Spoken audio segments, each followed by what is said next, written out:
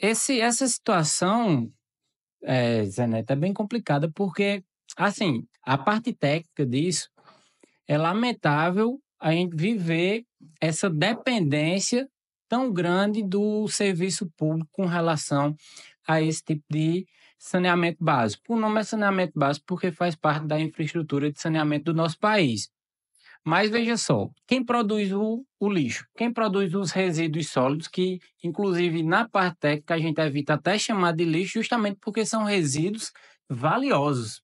É, talvez do Brasil não tenha-se essa cultura, mas no mundo todo isso vale muito dinheiro e as empresas são.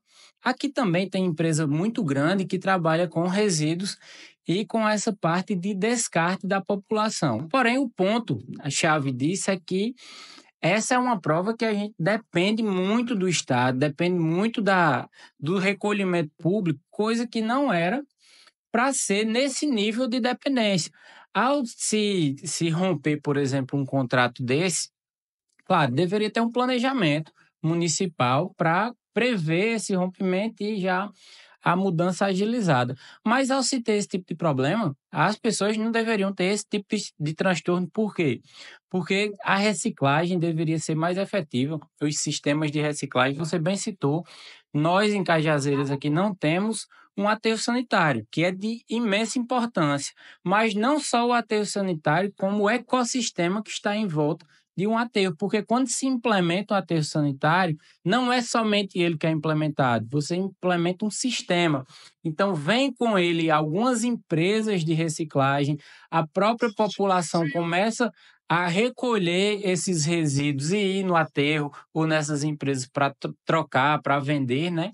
Esses produtos, e aí começa a criar um ciclo onde a própria sociedade consegue limpar as ruas, consegue fazer esse sistema, não é nem limpar, consegue não jogar esses resíduos no ambiente, né? É lamentável, o principal problema que eu vejo nisso é justamente a dependência a esse ponto de passar 2 dias sem recolhimento e as ruas ficarem nesse nível, né? Primeiro, essa dependência que tem do serviço público. Segundo, tem que ter um pouco de consciência que quando você produz um resíduo, quando você produz um lixo, você é, de certa forma, responsável por isso que você está produzindo, né?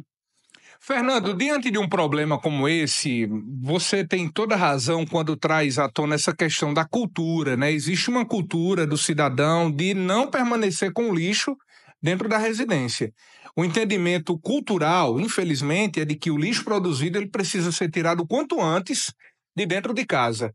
Dentro da minha casa não fica lixo. Esse é o entendimento na cabeça da maioria, né, das pessoas. E eu lhe pergunto, o que fazer diante de uma situação como essa em que se atesta de que se houver alguma falha na coleta do lixo, nós teremos um problema, além da questão da infraestrutura, do meio ambiente, nós teremos um problema de saúde pública. Nós estamos vivendo esse tempo agora crítico, até mesmo surgimento de casos de dengue, e se deparar com uma situação como essa, nós estamos aí vendo que a situação pode se agravar ainda mais. Sim. Primeiro que não existe solução fácil para problema difícil. E esse a gente consegue concordar que é um problema de extrema dificuldade. Então, a solução para ele também é difícil. Porém, só tem uma. Isso também é pacífico no meio acadêmico, inclusive no meio popular, que só existe uma solução para esse tipo de problema, que é a educação ambiental. Então, ou se tem uma educação realmente nas escolas e na sociedade com relação a essa gestão ambiental, ou estamos fadados ao fracasso, não tem para onde correr.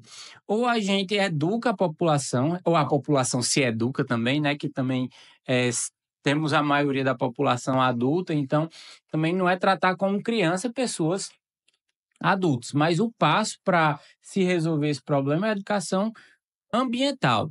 E aí a gente fala muito aqui, né? Mas não você acha que estava na hora de, na nossa região, se não Cajazeiras ou alguma cidade próxima, ter o seu próprio aterro sanitário, por exemplo? Certeza. Inclusive é lei. Porque a educação ambiental passa também pela eficiência na destinação do resíduo sólido, né? Pronto. Eu nem sei se ia dar tempo para entrar nesse tema, mas agora que você tocou, eu vou entrar.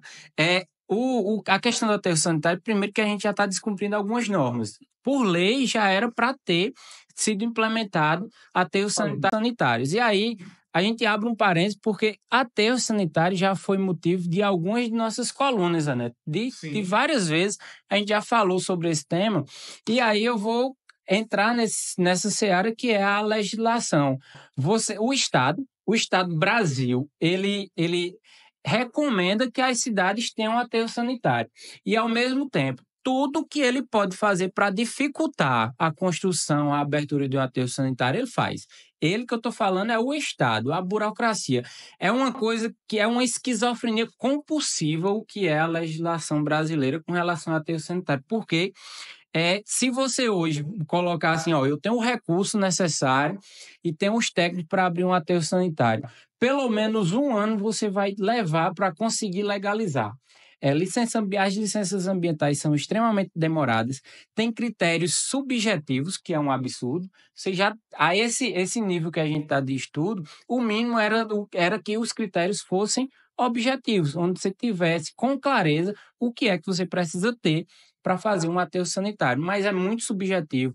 Você precisa de aprovações municipais, estaduais, federais, precisa de uma conjuntura de coisas, e isso é uma barreira que a maioria das pessoas acabam desistindo, e quando se tem barreiras nesse nível, é uma abertura, é uma porta para a corrupção. Para quê? Para empresas que já são desse nicho conseguirem um oligopólio, né? Um monopólio do sistema, e aí começa a financiar o órgão público, a ter corrupção passiva, corrupção ativa, e aí a história a gente já conhece. Mas é importantíssimo ter a construção de aterros sanitários, mas também ver a legislação para facilitar a construção desses empreendimentos, haja visto que a gente precisa deles. Quando a gente se depara com uma situação como essa, aí nós falamos novamente sobre a cultura do cidadão em relação ao lixo e à coleta, na grande maioria, não contribuir, né? Não fazer, por exemplo,